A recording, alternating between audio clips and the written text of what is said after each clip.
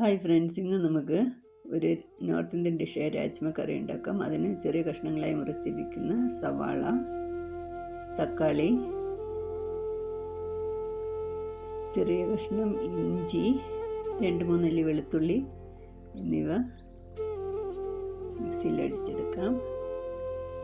അതിനുശേഷം ഒരു പാൻ വെച്ച് അതിലേക്ക് കുറച്ച് സൺഫ്ലവർ ഓയിൽ ഒഴിച്ചു കൊടുക്കാം. ഇത് നല്ലതുപോലെ ചൂടായി വരുമ്പോൾ ഇതിലേക്ക് കുറച്ച് ജീരകമിടാം. നോർത്ത് ഇന്ത്യൻ ഡിഷ് ആയതുകൊണ്ട് തന്നെ കടുകിനേക്കാളും അവർ യൂസ് ചെയ്യുന്നത് ജീരകമാണ്.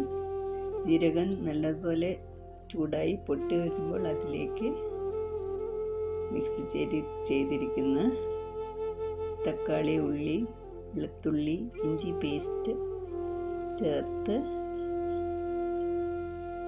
നല്ലതുപോലെ ഇളക്കി കൊടുക്കാം. ഇതിൻ്റെ പച്ചമണം മാറുന്നത് വരെ ഇളക്കി യോജിപ്പിക്കാം. ഇത് പുറത്തുനിന്ന് ചൂടായാൽ അതിലേക്ക് ആവശ്യത്തിന് മുളക് പൊടി,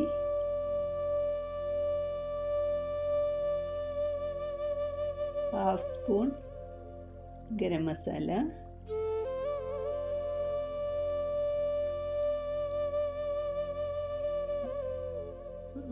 ആവശ്യത്തിന് മുക്കാൽ സ്പൂൺ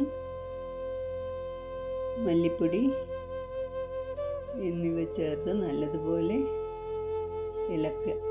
ഒന്ന് ചൂടായി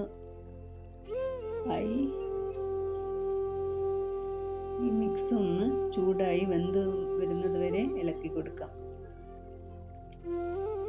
ഇത് കുറുകി വന്നു കഴിഞ്ഞാൽ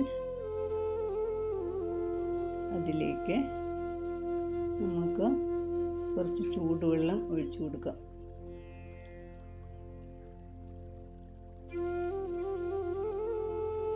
അതിനുശേഷം തലേദിവസം കുതിർത്ത് വെച്ചിരിക്കുന്ന രാജ്മ ഇതിലേക്കിട്ട് കുറച്ച് നേരം ഇളക്കി വേവിക്കാം.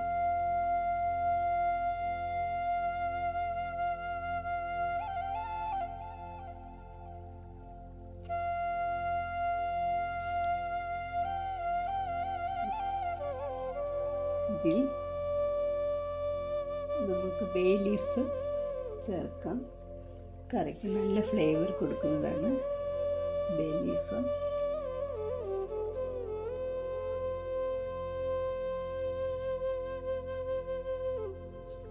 ഇതിൽ ആവശ്യത്തിനുള്ള ഉപ്പ് ചേർത്ത് കൊടുക്കാം.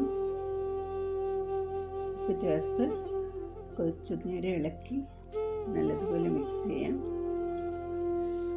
കുറച്ച് നേരം കൂടി ഇത് നല്ലതുപോലെ വേവിച്ചെടുക്കാം.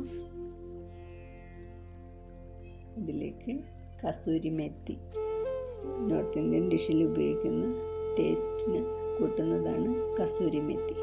അത് കയ്യിൽ മിക്സ് ചെയ്ത് നമുക്ക് ഇട്ട് കൊടുക്കാം.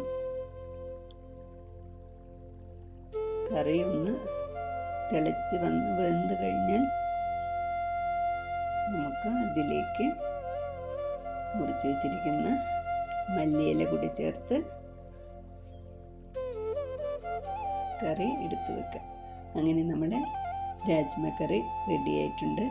നിങ്ങൾക്ക് ഇഷ്ടപ്പെട്ടിട്ടുണ്ടെങ്കിൽ ലൈക്ക് ചെയ്യുക.